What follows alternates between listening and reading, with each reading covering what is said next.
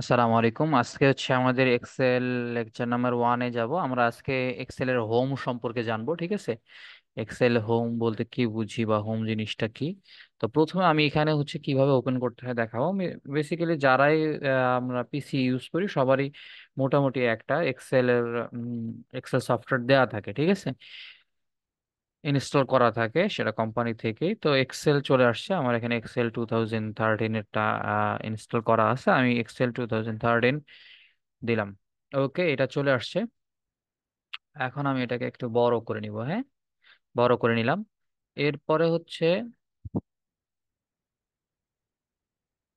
এইখানে দেখেন, এখানে কিছু শীট দেওয়া আছে। এটা ক্লোজ করে দেব। এখানে আমাদের কিছু ফরম্যাট দেওয়া আছে, ঠিক আছে? এখানে আমাদের ফরম্যাট দেওয়া আছে, যে কোনো ফরম্যাট নিয়ে আমরা কাজ করতে পারি। একাডেমিক ক্যালেন্ডার, হ্যাঁ, এনি ইয়ার 1 মান্থ ক্যালেন্ডার। হ্যাঁ, এইভাবে আমরা কিন্তু বিভিন্ন এখানে দেওয়া আছে, বাজেট দেওয়া আছে, মান্থলি বাজেট দেওয়া আছে, বিভিন্ন কিছু দেওয়া আছে এখানে। সো আমরা জাস্ট এখানে যে কোনো একটা নিয়ে কাজ করব, হ্যাঁ, যেটা আমাদের প্রয়োজন। অথবা যদি এগুলোর মধ্যে কোনোটাই আমাদের প্রয়োজন না হয়, তাহলে আমরা এখানে দিব ব্লাঙ্ক ওয়ার্কবুক, ঠিক আছে? এখানে ব্লাঙ্কে ক্লিক করব। ওকে,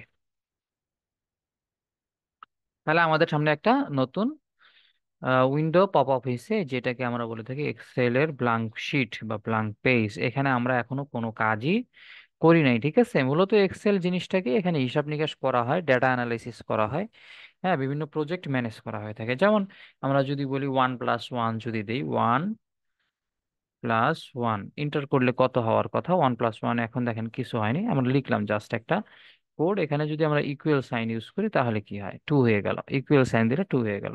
এখানে আমরা যে কোনো কিছু লিখতে পারি।